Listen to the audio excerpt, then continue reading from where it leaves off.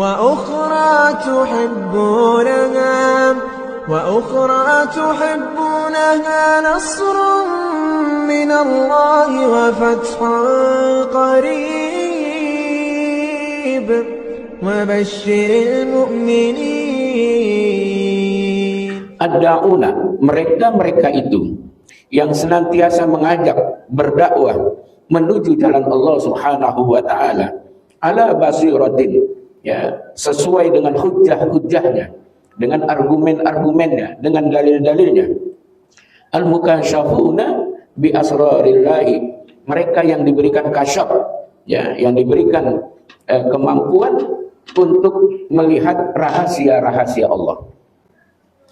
Jadi banyak sekali orang-orang yang sudah sampai kepada ulama, yang sampai pada makom tataran seperti ini, maka ulama itu bisa sampai kepada makom kewalian. Makanya banyak para aulia-aulia illah yang berawal dari para orang-orang yang senantiasa belajar, istiqomah, dan terus pada akhirnya menjadi wali min aulia illah, menjadi orang yang sangat dikasihi oleh Allah. Orang kalau sudah dikasihi oleh Allah, maka rahasia-rahasia Allah itu dia diberikan untuk dia ketahui. Ibu, bapak, ketika masih jadi pelajar, kebetulan dekat sama Pak Guru, katalah Ustadz Agus sekarang, kasih bocoran, kata Ustadz Agus, saya berikan kemudahan-kemudahan kepada siswa saya, pelajar-pelajar saya, agar mereka bisa berkembang, bisa paham, bisa punya nilai bagus. Buktinya apa? Pertanyaan malaikat munkar wa nakir aja dibocorin. Iya kan? Ya kan diapalin sama ibu-ibu ya. Jadi pertanyaan malaikat munkar wa nakir dibocorin itu. Nanti kalau di alam kubur, nanti ketika datang ja'al, ya, malakan, datang dua malaikat, ya, yang kita kenal dengan munkar wa nakir, dia nanya man rabbuka, wa man nabiyuka, dan seterusnya, ya. Hendaknya jawab dengan jawaban yang pasif, yang penuh percaya diri. Iya, kita boleh hafalin, tapi kondisi di alam kubur kan beda. Ya. Kadang ada orang yang udah ngapalin, hilang itu bablasan. Ya kan gitu. Makanya dulu ada cerita ketika cicit Rasulullah yang bernama Sayyidina Ali bin Husain bin Ali bin Abi Thalib dari Sayyidah Fatimah, itu ketika dia tawaf mengelilingi Ka'bah, badannya gemetar, akhirnya dia pingsan, jatuh, kemudian ditangkap, ditadahin sama seorang ulama dari Yaman, namanya Imam Taus. Imam Taus itu nama aslinya Zakwan, karena dia begitu tampan, begitu gagah, begitu cakep, makanya dia lakopnya itu adalah Taus. Taus itu adalah orang yang tampan, ya. Kalau pakai wawunya dua, Taus itu kayak burung merak. Taus itu burung merak, ya. Jadi begitu gagah. Ketika dia pingsan, kemudian belakangan Sayyidina Ali bin Husain bin Ali bin Abi Thalib, yang dikenal dengan Ali Zainal Abidin, ketika tersadar, ditanya sama Imam Taus, kenapa Anda lagi tawaf seperti itu? Dia bilang, saya sedang merasakan kebesaran Allah. Saya sangat khawatir, ya, dengan azab Allah, siksa Allah dan sebagainya. Terus kata Imam Taus, ya cucu Rasulullah, kan gampang. Ketika nanti engkau di alam kubur ditanya sama malaikat, man rabbuka, engkau jawab dengan lugas. Wa man nabiyuka, ketika engkau ditanya wa man nabiyuka, siapa nabimu, engkau jawab aja gampang. Jadi dia jadi nabi, engkau sayang, kan gitu. Kan nanti malaikat juga dikasih dispensasi, kayak bapak-bapak, ibu-ibu masuk ke satu tempat, ngaku keluarga dekat daripada pemilik. Kira-kira security dibukain apa enggak? Macam-macam gua laporin bongkong pasti dibukain. Tapi yang namanya Ali Zainal Abidin tidak seperti itu. Tetap dia begitu mengagungkan Allah, zat yang maha kuasa, ya, gitu. Kalau saya sering memanfaatkan itu. Dulu saya perlu dengan pejabat Dia dulu belum ada wakil menteri, adanya sekjen, ya. Saya datang, saya sebut nama, diterima. Saya padahal datang ke tempat itu sama ajudannya di depan pintu, kagak boleh masuk aja. Udah punya janji belum? Belum.